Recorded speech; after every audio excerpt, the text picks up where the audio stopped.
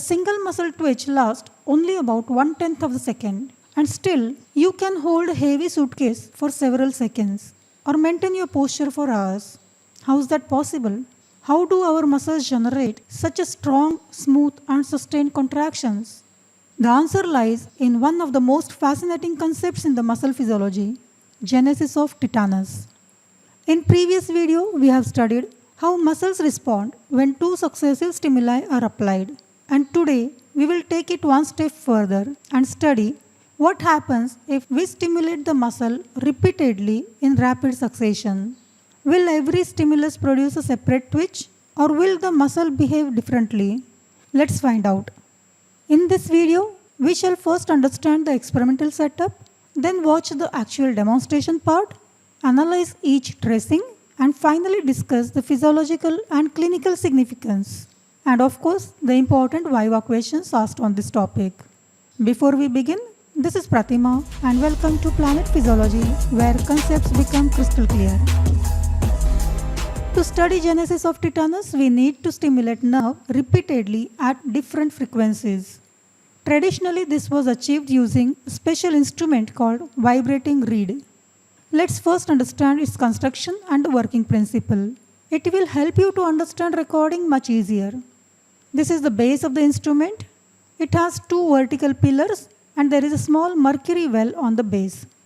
A thin, flat, flexible metal strip is fixed to one pillar. Its free end passes through the second pillar and remains suspended. An adjustable metallic needle is attached to this free end. Whenever the reed vibrates, the needle also vibrates and makes and breaks the contact with the mercury at exactly the same frequency. And together this component forms vibrating reed. Above the reed is thick metallic guide marked from 5 to 30 Hz. A movable slider locks the reed at different lengths. Changing the effective length changes its natural frequency of vibration. Two terminals are provided to connect the reed into the primary circuit. Due to the inclusion of reed, electrical circuit is interrupted at two places, the primary key and the vibrating reed. The nerve receives stimulation only when the primary key is closed or switched on and the vibrating needle makes or breaks the contact with the mercury.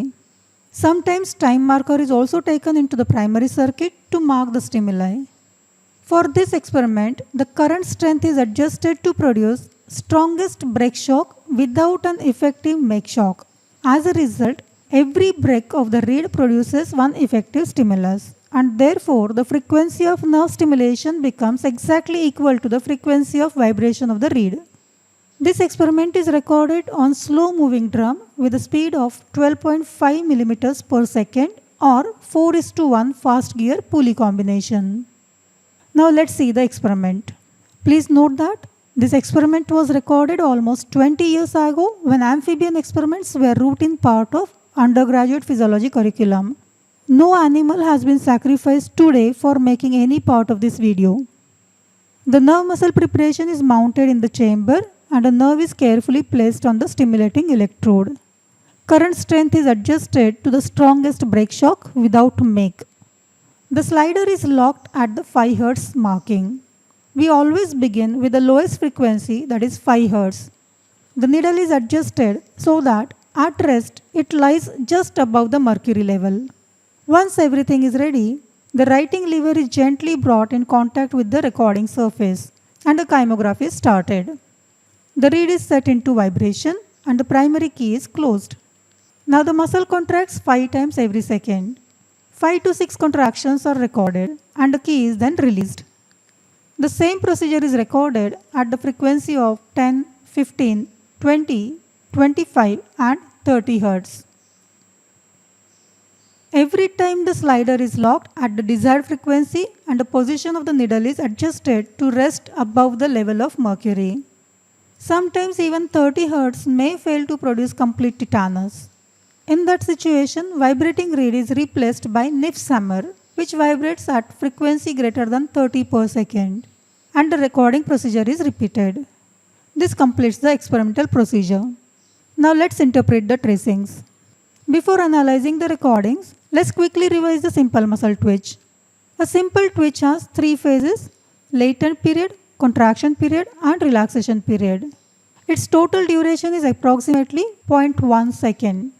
Although a single twitch produces only a small amount of force, it is the basic building block for all the muscle activities. Since today's experiment is recorded at a slower speed, each twitch appears much shorter than the simple muscle twitch. Now let's analyze each tracing.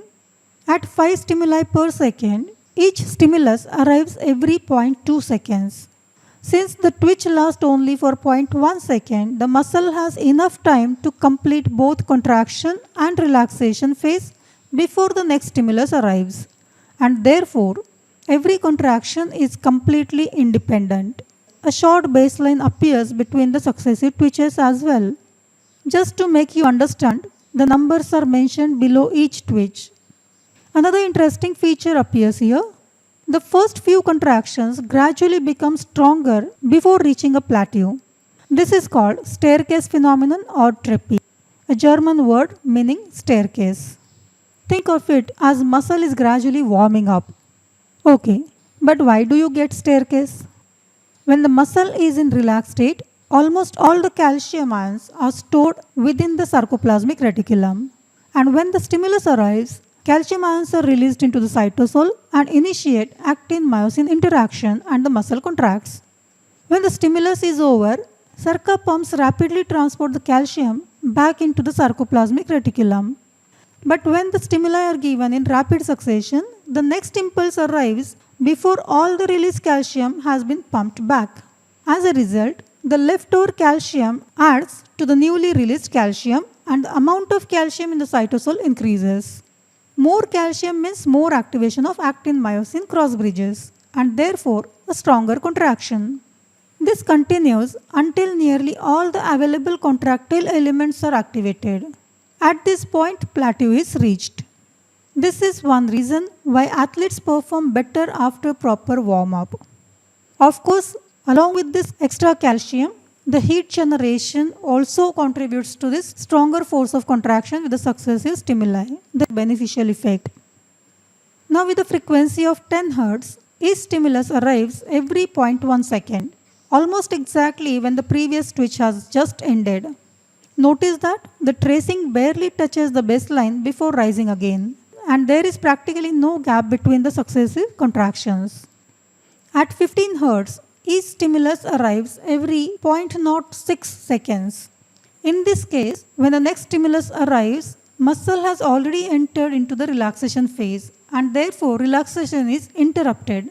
The next contraction begins immediately. So technically this is wave summation. Because individual contractions start merging together, this is also called as partial fusion of contraction. As the frequency increases further, the fusion becomes progressively greater. At 20 Hz, the fusion occurs higher above the baseline. At 25 Hz, relaxation becomes even less noticeable. So these stages are commonly described as low fusion, medium fusion, and high fusion. Together, they represent incomplete tetanus and also called as clonus. Finally, at 30 stimuli per second, each stimulus arrives only 0.03 seconds apart. Now the muscle is still contracting when the next stimulus arrives. There is absolutely no opportunity for relaxation. Individual twitches merge into a single smooth sustained contraction, and this is called as complete tetanus. Calcium is continuously released with every action potential. There is no time for complete reuptake of calcium into the sarcoplasmic reticulum. As a result, intracellular calcium remains persistently elevated and the contractile machinery stays continuously activated, and hence muscle develops a sustained contraction. Noticed another important point? The force produced during tetanus is approximately 3 to 4 times greater than that produced by the single twitch. Okay, but do you remember? Unlike skeletal muscles, cardiac muscle does not undergo complete tetanus because it has very long refractory period which almost extends till the beginning of its relaxation phase. This is physiologically extremely important. Heart muscles relax between the contractions so that the chambers can fill with the blood and maintain effective pumping and blood flow to the vital organs. You can refer to my earlier video for experimental demonstration of incomplete tetanus in cardiac muscle. Okay, coming back to our skeletal muscles. Now we have seen that skeletal muscles can be tetanized completely with higher frequency of stimulation. The minimum frequency required to produce complete tetanus is called tetanizing frequency. Its most important determinant is duration of contraction phase. The relationship is very simple.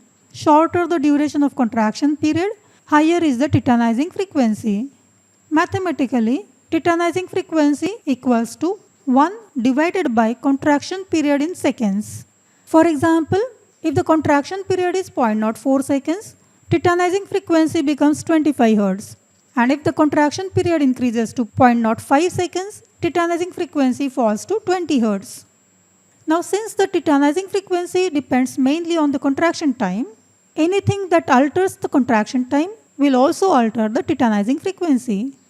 So these factors include, first, type of muscle. Fast muscles such as extraocular muscles have very short contraction periods and therefore they require much higher stimulation frequencies to produce tetanus. In contrast, slow postural muscles such as soleus have longer contraction periods and tetanize at much lower frequencies. Next is the temperature. Warming shortens the contraction time and increases tetanizing frequency, whereas cooling has opposite effect. Next is load. Interestingly, the load shortens the contraction period and increases tetanizing frequency. The last is fatigue. Fatigued muscles contract more slowly and therefore they reach tetanus at lower frequencies. Apart from these important factors, strength of the stimulus also can alter the tetanizing frequency. You can find out how. Now let's connect this experiment with everyday life. The force of muscle contraction depends mainly on two mechanisms. First, how many motor units are recruited, and second, how frequently these motor units are stimulated. In this experiment, the strength of each stimulus is kept constant and only the frequency of stimulation was progressively increased. Our brain also works in similar way. It sends repetitive volleys of signals to the motor neurons which stimulates the muscle repeatedly, leading to fusion of contractions. This phenomenon is commonly called frequency summation. Strictly speaking, it is the temporal summation because summation occurs due to repeated stimulation of same muscle fibers.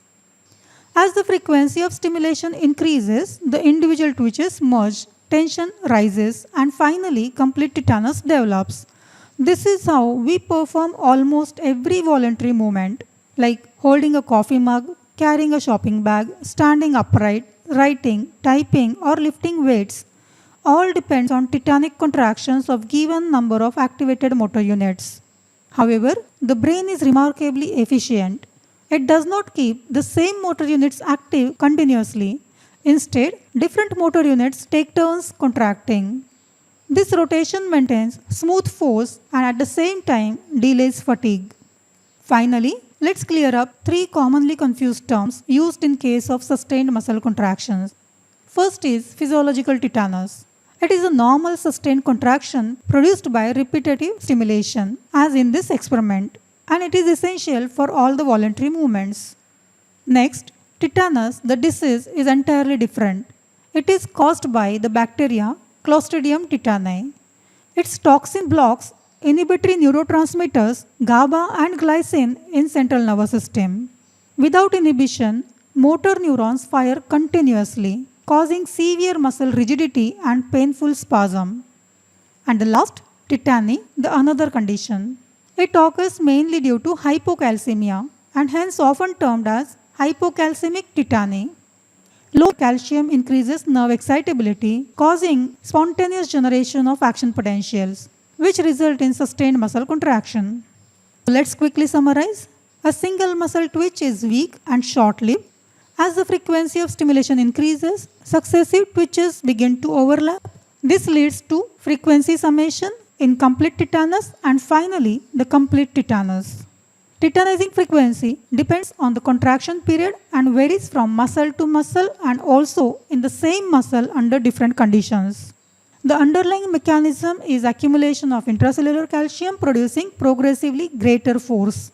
This principle forms physiological basis for almost every sustained voluntary movement we perform in daily life.